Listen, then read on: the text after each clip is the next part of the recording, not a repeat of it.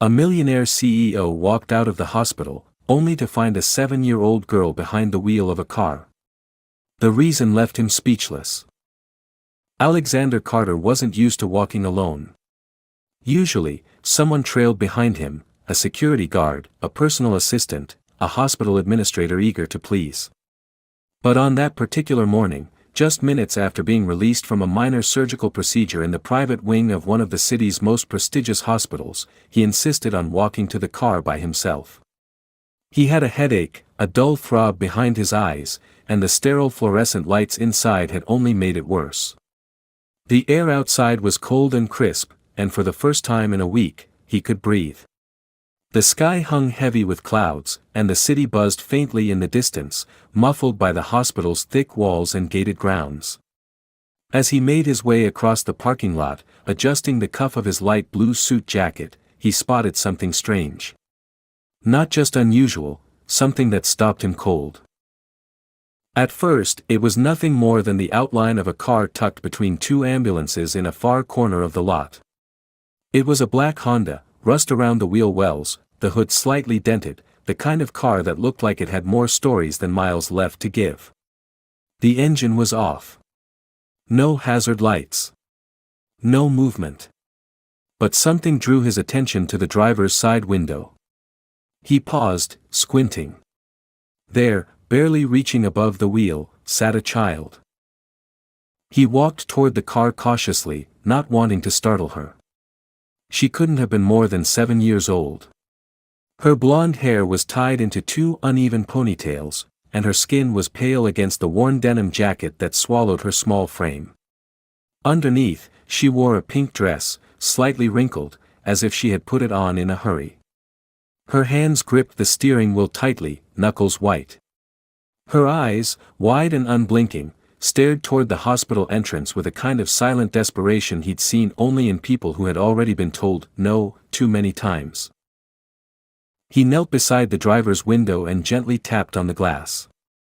The girl jumped, startled, but she didn't scream. She rolled down the window slowly, her expression uncertain. "Are you here with someone?" he asked softly, his voice stripped of its usual executive edge. She nodded. "My mom," she said, barely above a whisper. "She's sick. Really sick." Alexander's breath caught. "Where is she now?" "Inside." But they didn't help. She came out, then she fell asleep. "She's not waking up." It was like being doused in cold water. He rose to his feet in an instant. "Stay right here," he told her, his voice calm but firm. "I'll be right back." He didn't walk, he ran. Through the automatic doors, past the waiting room, past confused nurses and security staff calling his name. He didn't stop until he reached the front desk, slamming his hand against the counter. "There's a woman out there," he said, pointing. "She's unconscious. She needs help, now." The nurse behind the desk blinked, startled by the intensity in his voice. "She came in earlier," she said cautiously, checking something on her screen. "No insurance. She left before she was registered." She's dying," he snapped. "Get someone outside now." Perhaps it was the fury in his voice, or perhaps it was the recognition in the eyes of the young intern who suddenly realized who he was, Alexander Carter, CEO of the very system they were employed under. Whatever it was, things moved quickly after that. A trauma team was dispatched. A gurney rolled across the parking lot. The girl, still sitting behind the wheel, watched silently as her mother, pale, lifeless, blood soaking the back of her skirt, was lifted from the passenger seat. She didn't cry. She didn't move.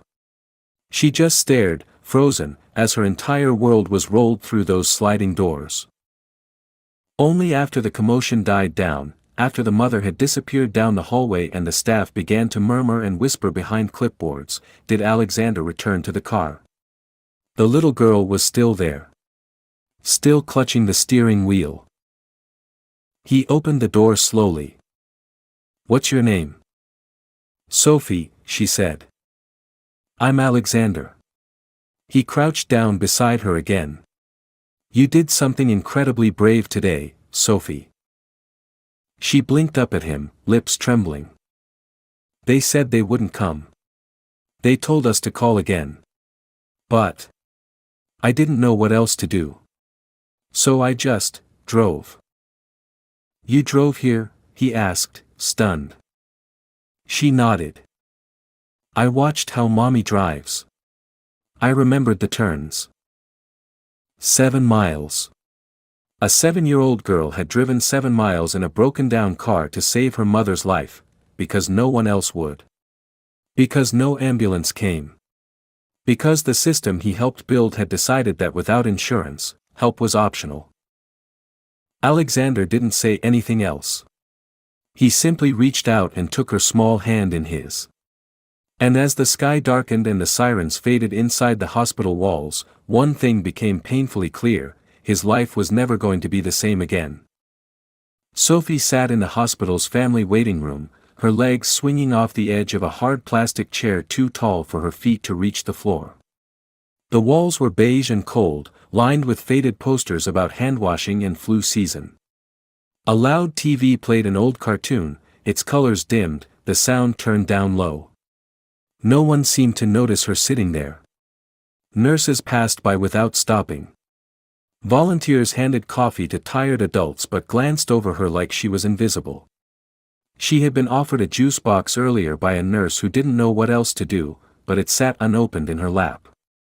Her small hands trembled, and her lips were dry, but she didn't cry.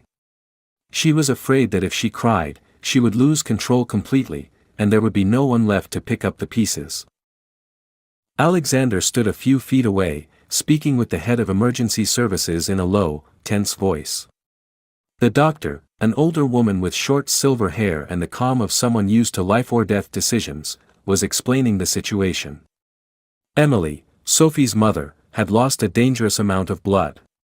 She had suffered a ruptured ectopic pregnancy that had gone undiagnosed for days, possibly weeks. She was lucky to be alive.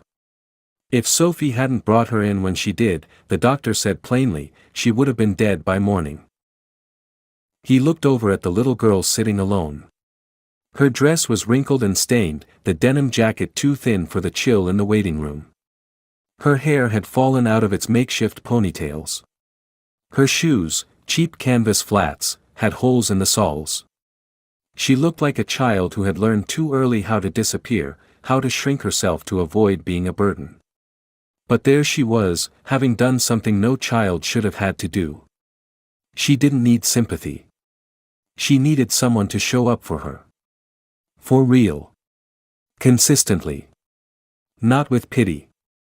With presence. Alexander thanked the doctor and approached Sophie slowly.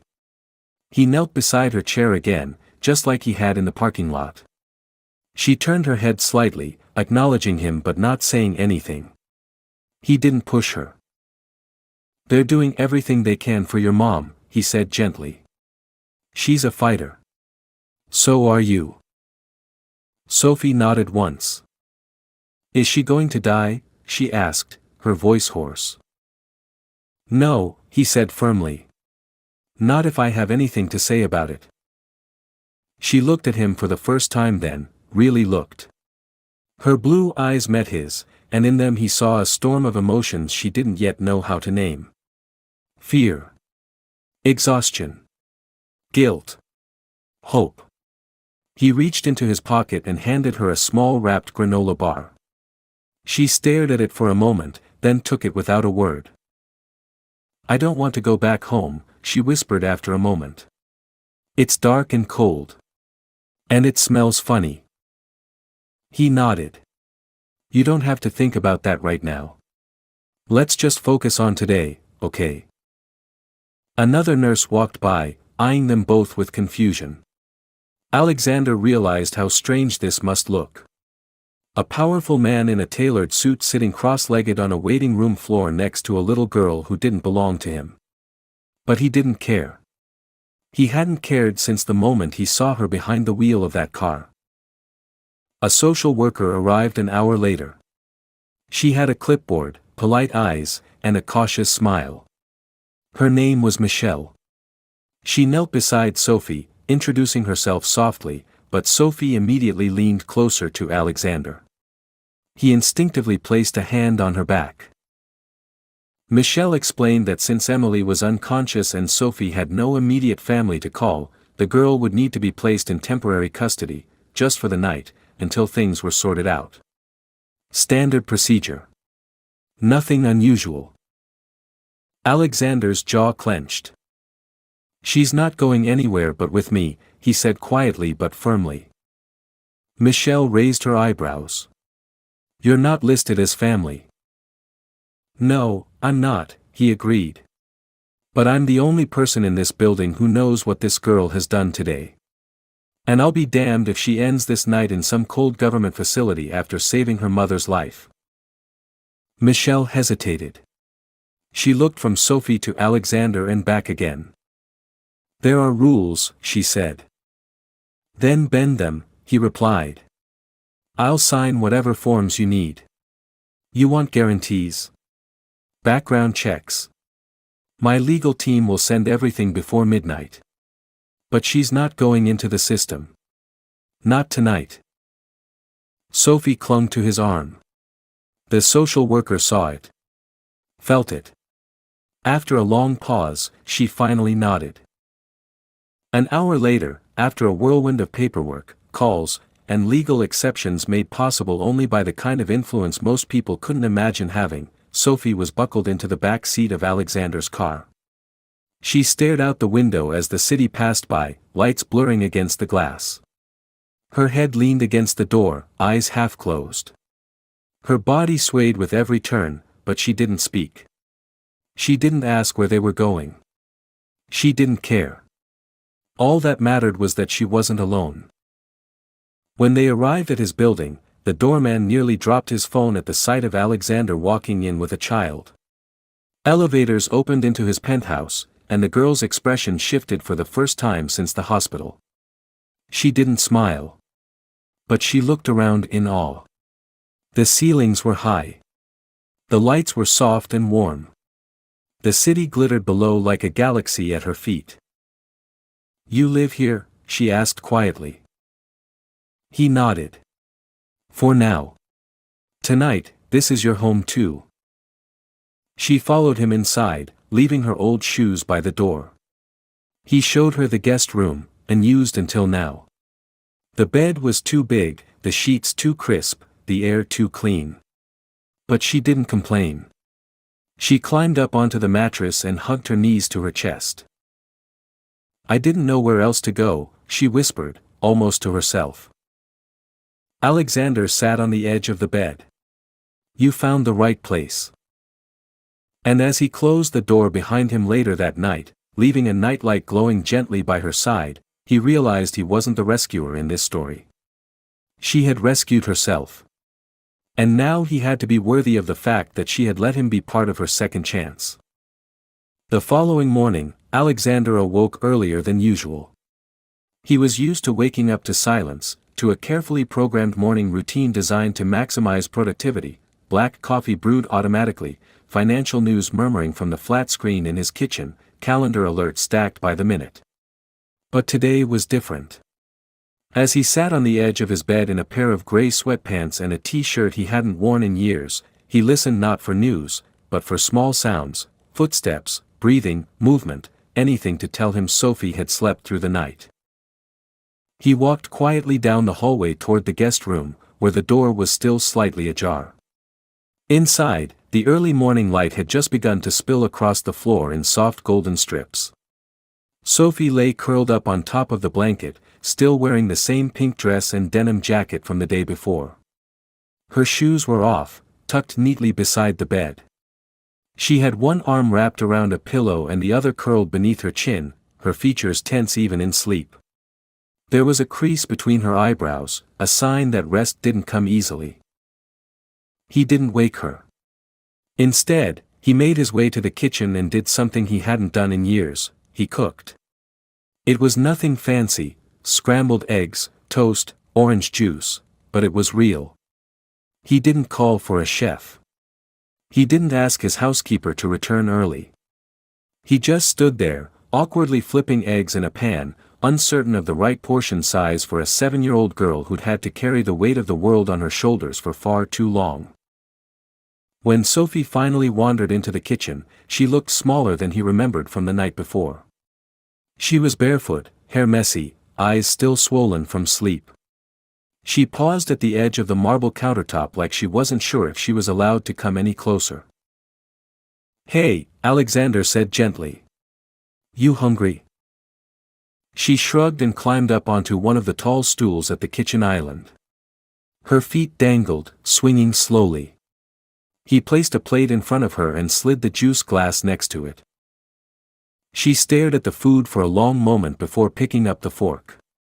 She didn't say thank you. She didn't have to. He knew from the way she slowly started eating that this wasn't just about hunger, it was about trust. Between bites, she finally asked, "Is my mom still alive?" He set down his coffee cup, startled by the quiet directness in her voice. "Yes," he said firmly. "She's still in the hospital, and she's getting the care she needs now. They're watching her closely. The doctors said she's stable this morning." "Do they know I drove her?" she asked. "They do," he answered. "And they're not mad. No one is mad. They're amazed. Honestly." Sophie nodded and kept eating. There was no pride in her face, no recognition of her own heroism. Just a heavy acceptance, like she'd done what she had to do and that was all there was to it.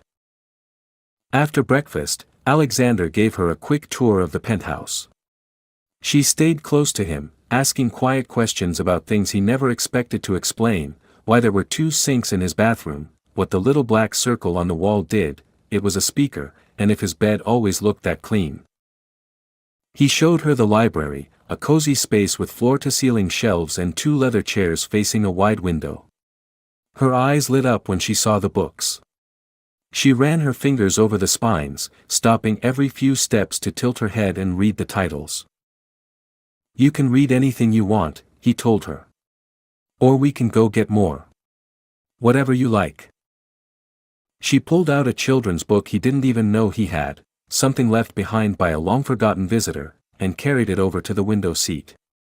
She curled up there, opening the pages slowly, like the book might fall apart if handled too roughly. Alexander watched her for a while, and then sat nearby with his laptop, pretending to work. But he wasn't reading emails. He was thinking about the night before, about the way her hand had gripped his coat, about the way she hadn't once asked for anything, not even when she had every right to. Around noon, he took her back to the hospital. Emily was still unconscious but improving. A nurse let Sophie into the room, and Alexander watched from the hallway as the little girl climbed onto a chair beside the bed, resting her small hand on her mother's arm. The room was quiet, filled with machines and soft beeps. She sat there for nearly an hour without speaking. When she came back out, she didn't say much, but Alexander could tell the visit had steadied her. On the drive home, Sophie asked softly, "Are we going back to your place now?" He nodded. "Only if you want to." She looked out the window for a long time, then whispered, "Can I sleep in clean clothes tonight?" He pulled the car into a parking lot and took her shopping. They didn't go to a luxury boutique. They went to a small local store where she could choose what she liked. She picked out pajamas with tiny stars, 2 pairs of leggings, a sweater with a cat on it, and a new pair of sneakers that lit up when she walked. When they got home, she changed and walked barefoot across the living room floor, her arms out like airplane wings. She twirled once, twice, and then flopped onto the couch with a laugh so light it startled him. That night, Alexander stood outside her room again after she had fallen asleep. The air was warm and quiet. His apartment no longer felt like a monument to solitude. For the first time in years, it felt like it belonged to something more than success. It belonged to a moment. To a shift. To the beginning of a story he hadn't planned but couldn't imagine ending. 2 days passed, and Alexander found himself doing things he had never imagined, calling elementary schools, reading bedtime stories, folding tiny laundry. His world, once filled with numbers, negotiations, and meticulously managed time, had taken on a strange new rhythm. Sophie was still quiet, but she was opening up little by little. She asked questions at breakfast, laughed at his attempts to braid her hair, and insisted on feeding the koi fish in the courtyard of his building each afternoon. Every moment with her felt like a glimpse into something pure and unfiltered, a small, bright rebellion against the cold structure of his former life. But despite the light that Sophie brought into his home, there was something heavy that lingered around both of them, Emily's condition. She remained unconscious, her body stable but unresponsive. The doctors said she was holding on, but no one could promise anything. Alexander visited her every evening after work, always bringing Sophie along. The nurses knew them by name now. Sophie would sit beside her mother's bed and talk in a soft, steady voice, about her day, her new room, the books they read, the weird way Mr. Alex cooked scrambled eggs. Alexander always waited in the hallway, never pressing himself into those moments, but always within reach in case she needed him. One evening, as he stood near the vending machines, pretending to care about a cup of hospital coffee, a doctor approached. She was middle-aged, sharp-eyed, and wore a badge that read Dr. Linda Rourke, Internal Medicine. She recognized Alexander immediately, not just as the CEO of a major healthcare company, but as the man who had raised his voice in that very hallway when Sophie first arrived. "Mr. Carter," she began, adjusting her glasses. "I think we need to talk." He followed her into her office, bracing for the worst. She didn't sugarcoat it. "Emily's condition isn't improving. We've avoided saying it because you've given us every resource we could ask for, and I mean that sincerely. But there's something neurological going on. We need to do deeper scans. Possibly surgery. She's not out of danger." Alexander exhaled slowly, running a hand over his jaw. "Do what you have to do. Just keep her alive." Dr. Rourke hesitated, then lowered her voice. "You know, the irony is, this situation could have been prevented. If someone had listened earlier. If she'd been seen as more than just her insurance status. She was bleeding for hours before she came here. That child, your child, I suppose." "She's not mine," he said quietly. "But yes. She is now." The doctor gave him a long look, something between respect and sadness. "Well. That girl saved her mother's life. And maybe yours too." Alexander didn't respond. He couldn't. That night, he couldn't sleep. He sat at his kitchen island long after Sophie had gone to bed, sipping tea he didn't want, staring at the city through the glass walls of his penthouse. He thought about the choices he'd made over the years. The policies. The decisions in boardrooms. The people he'd never seen. The invisible ones. The ones like Emily, whose names were reduced to files, whose cries for help were filtered through automated systems designed to optimize time, cost, and liability. He thought about how many people his company had failed. He didn't feel guilt in the shallow, fleeting way that people sometimes do when they write a check or post a statement. He felt something deeper, rawer, an obligation not to erase what had happened, but to face it head-on and make it right. The next morning, he called an emergency meeting with his executive board. Half of them were confused. The other half were irritated. No one expected what came next. He walked into the conference room, not in a three-piece suit, not with a legal team, not flanked by assistants. He stood alone, sleeves rolled up, holding a photograph in one hand. It was a printed still from a security camera, Sophie sitting in the driver's seat of that old black Honda, staring out toward the ER doors.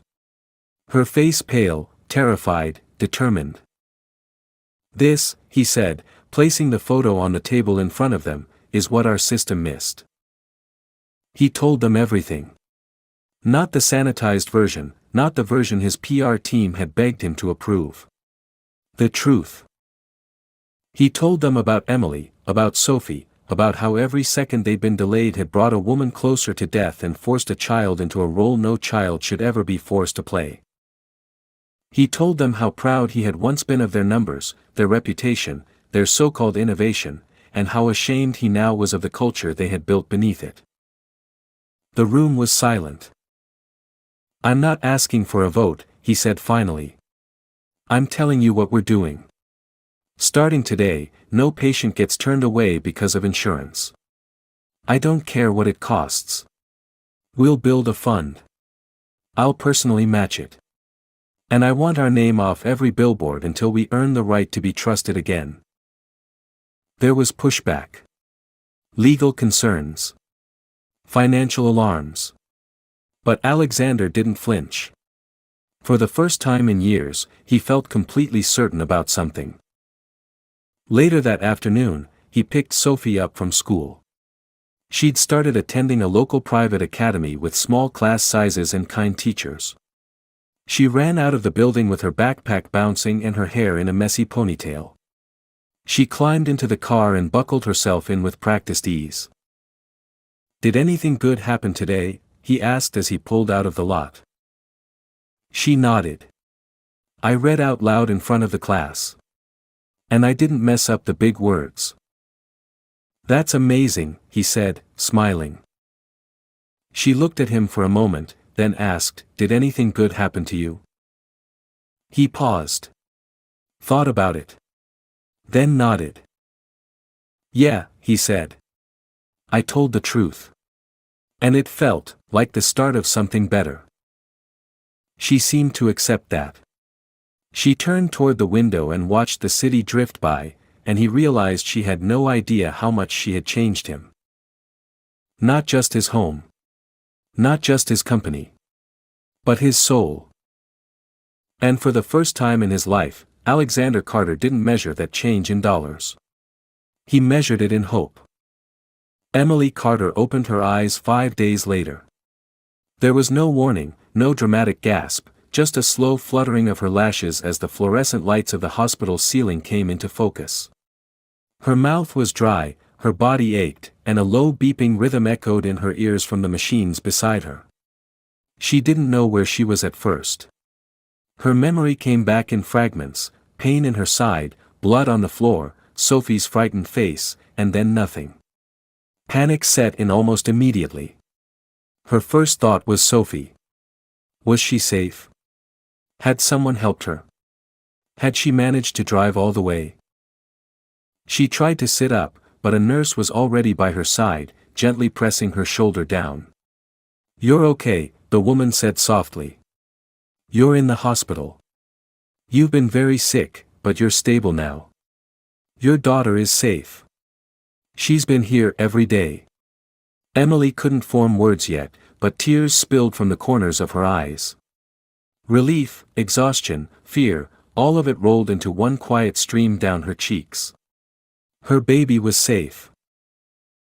Later that afternoon, Sophie was allowed to visit.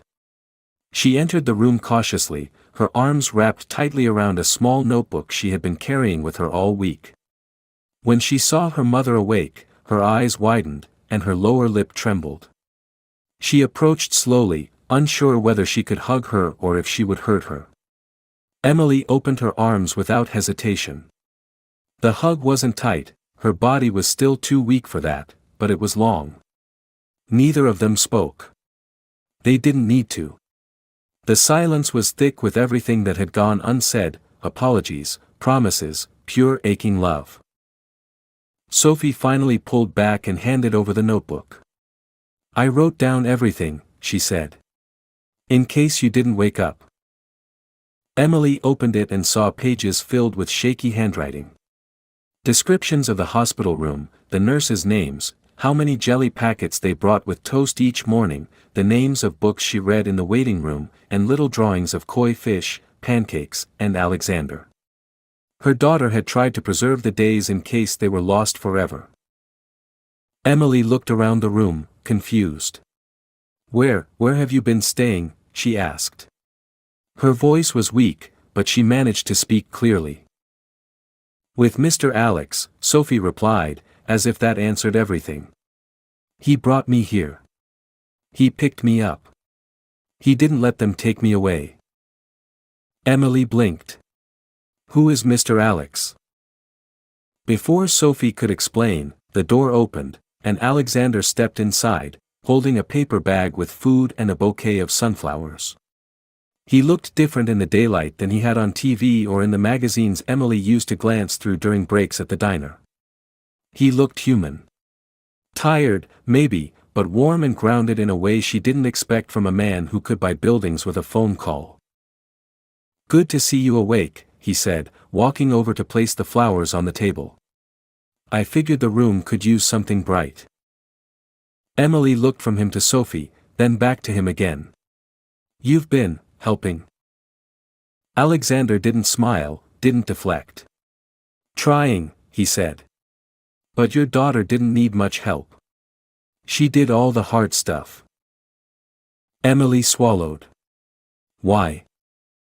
He sat down in the chair beside her bed, his expression honest and without pity. "Because the people who should have helped you didn't. Because I was one of them.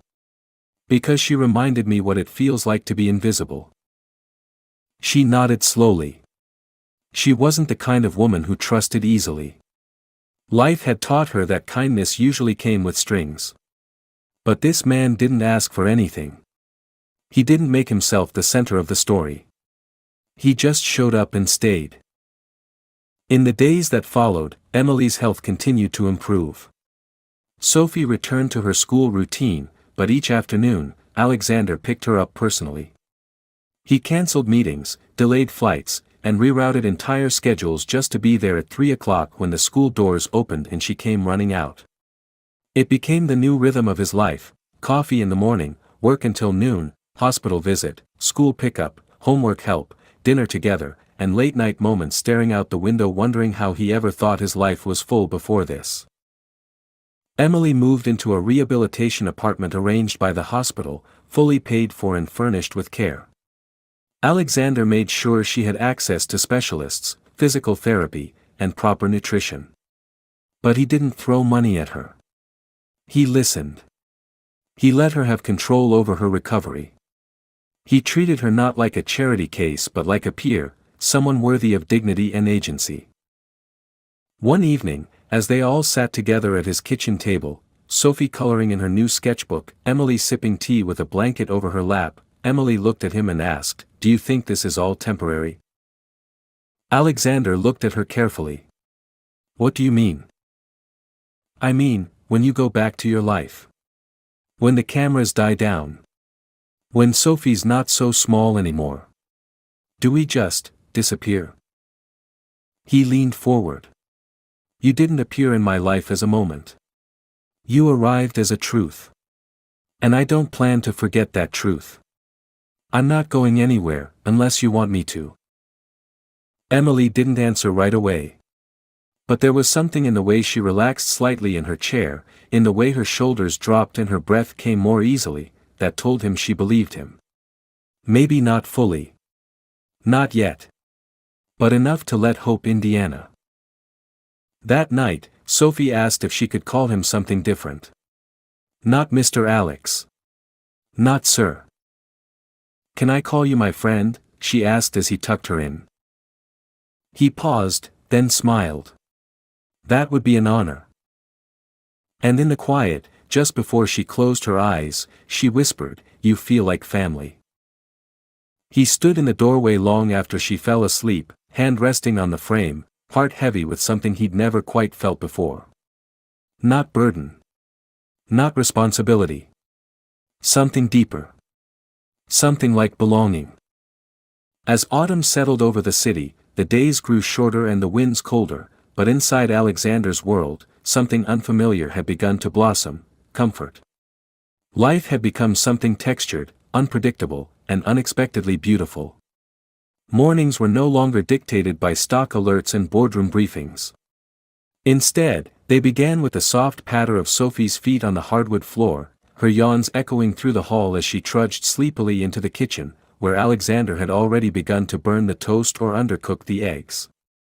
She never complained. She giggled. She offered to help, and together they created breakfasts that would never win awards but always filled the room with warmth. Emily, still healing but regaining her strength rapidly, had moved into a nearby apartment arranged by Alexander's legal team. She insisted on paying what she could, and though the number was symbolic at best, Alexander accepted it without hesitation.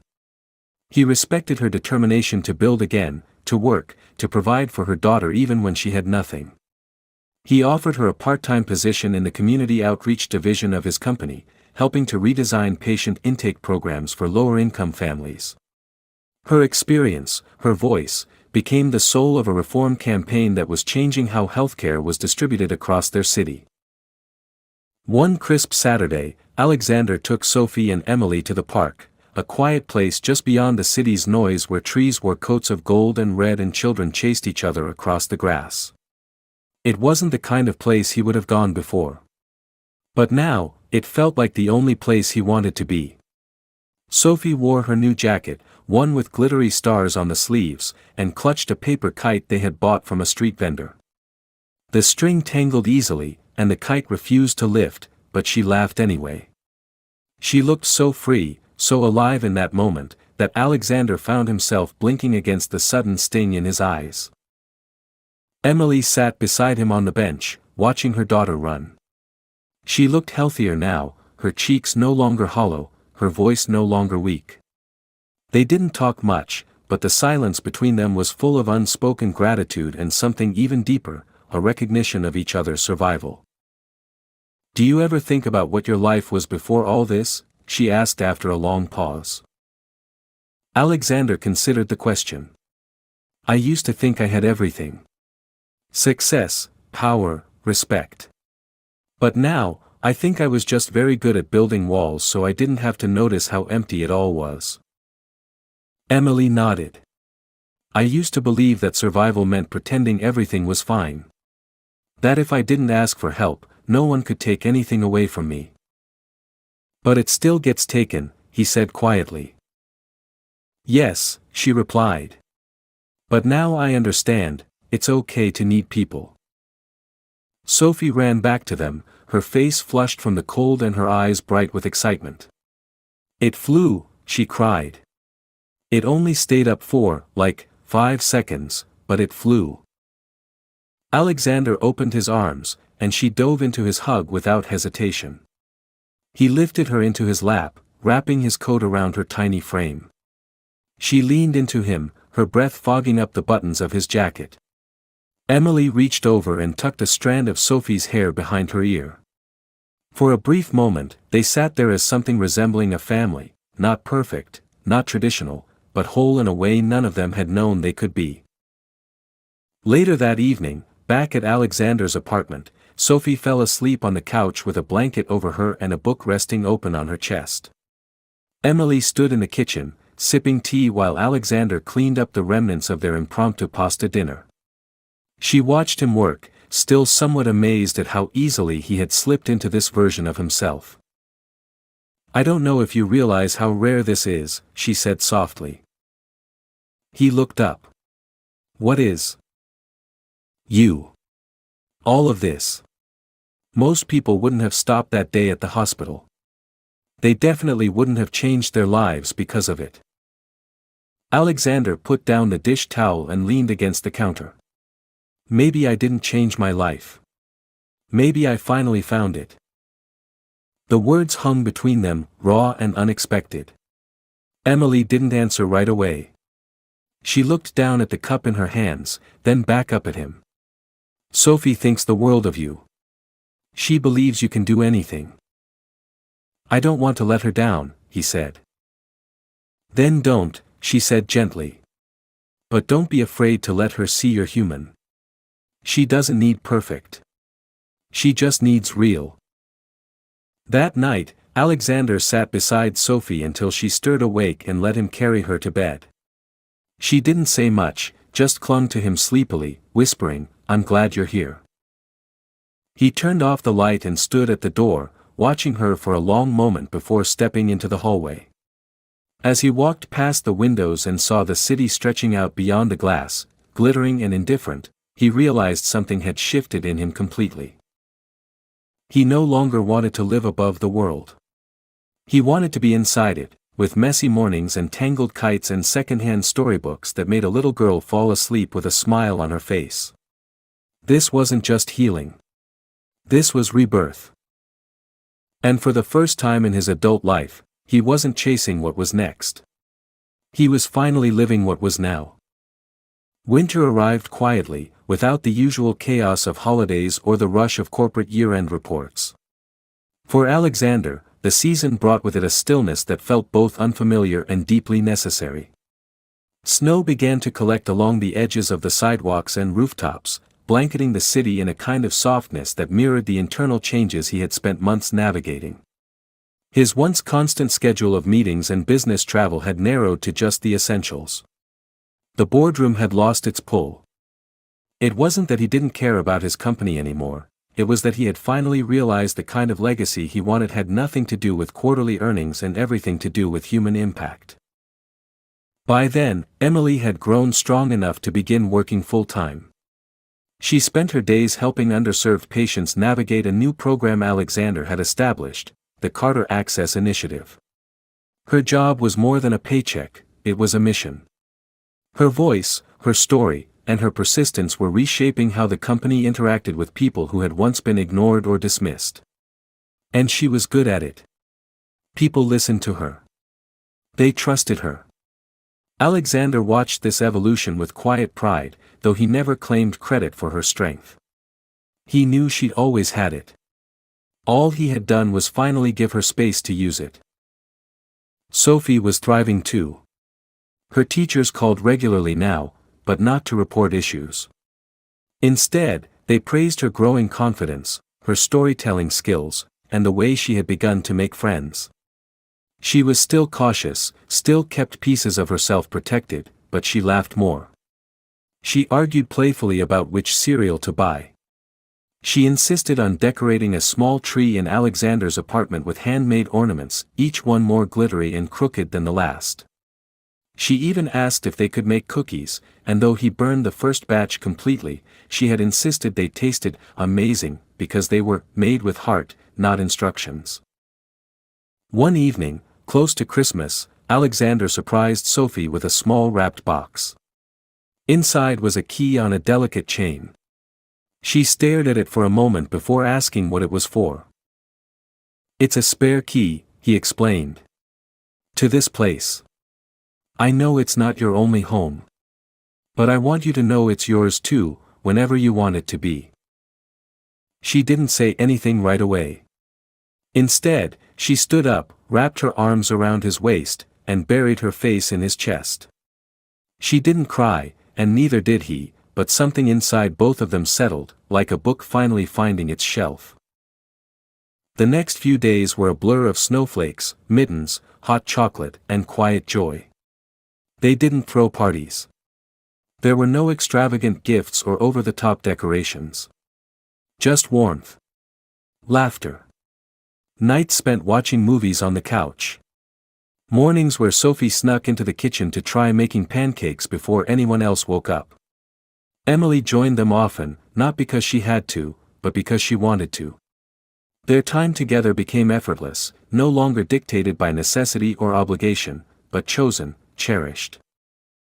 Then, just after the new year, something happened that changed everything once again, but this time, not with fear, not with crisis, but with unexpected grace. Alexander received a letter. Handwritten. No return address. Inside was a short note and an old photograph. The note read, "I saw what you did. I was wrong about you. Thank you." The photograph showed a young woman, frail and smiling, holding a newborn baby. The same baby who was now a 7-year-old girl sleeping peacefully in the next room. It was Emily. Sophie. And someone else, a young man whose face Alexander had never seen before but who bore a striking resemblance to Sophie. He showed it to Emily later that evening. She went quiet, staring at it for a long time. That's her father, she said finally. He left before Sophie could talk. I never thought we'd hear from him again. Do you think he sent this? Alexander asked gently. I don't know, she whispered. Maybe. Maybe not. But it doesn't matter. Because he didn't come back. And you did. Alexander wasn't sure what to say to that. There was no script for this kind of family, no rulebook. Just instinct. He reached out, took her hand, and they sat in silence. Weeks passed. Emily continued to grow in her role at the company.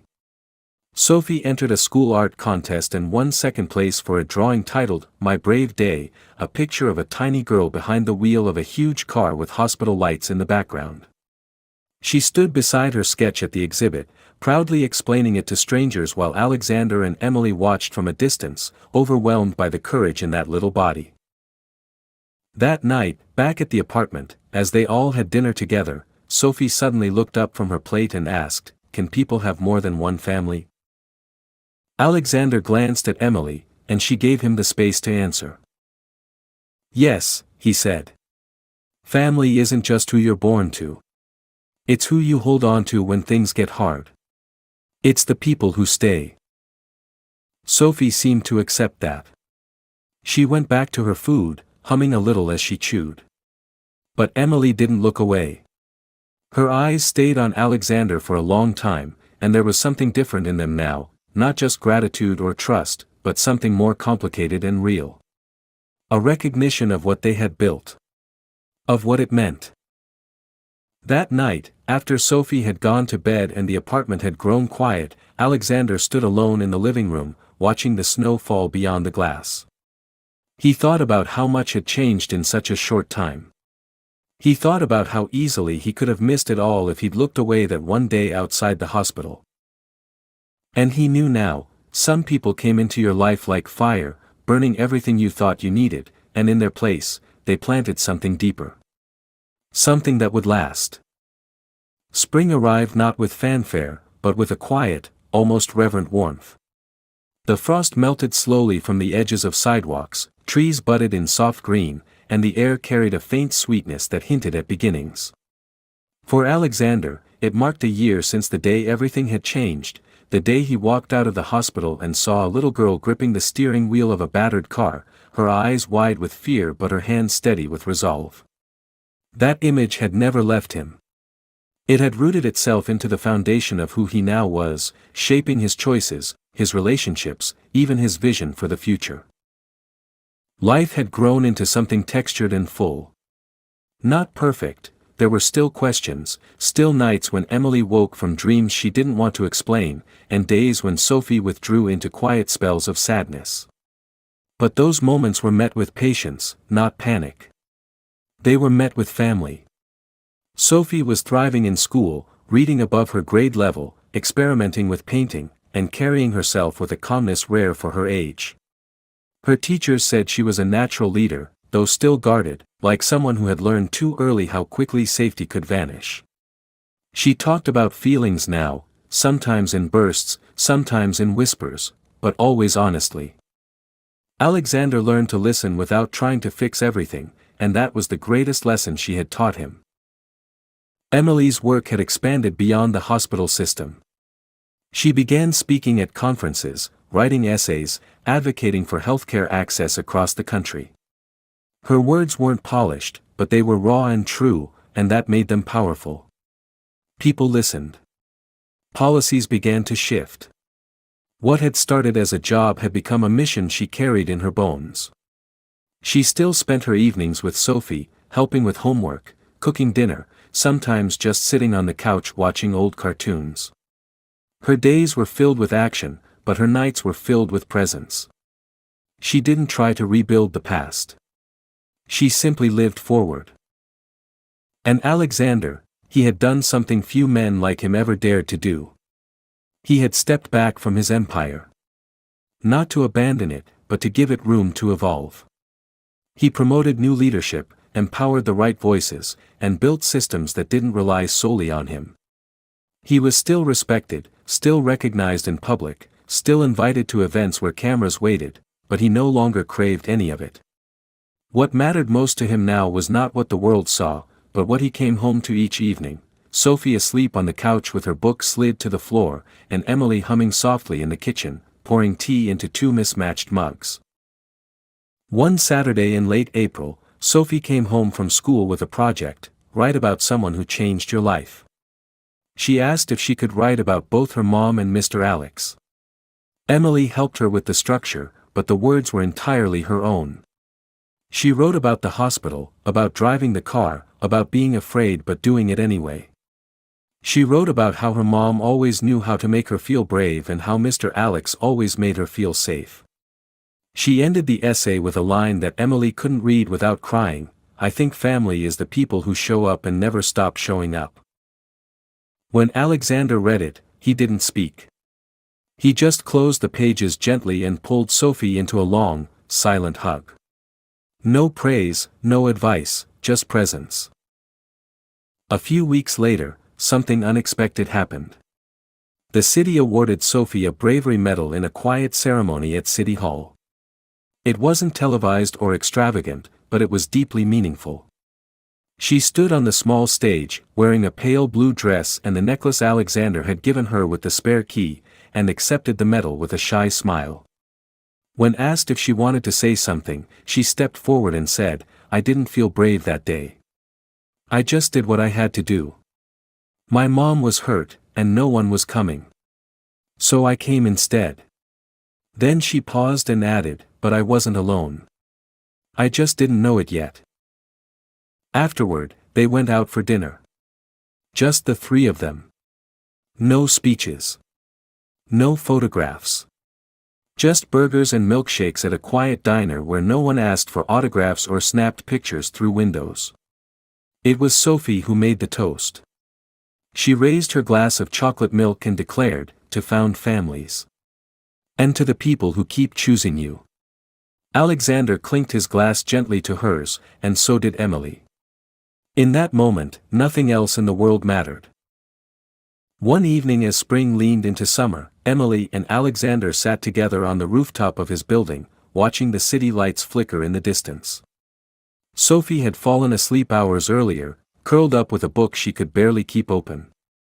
They hadn't planned to talk, but the silence felt like an invitation neither of them wanted to ignore.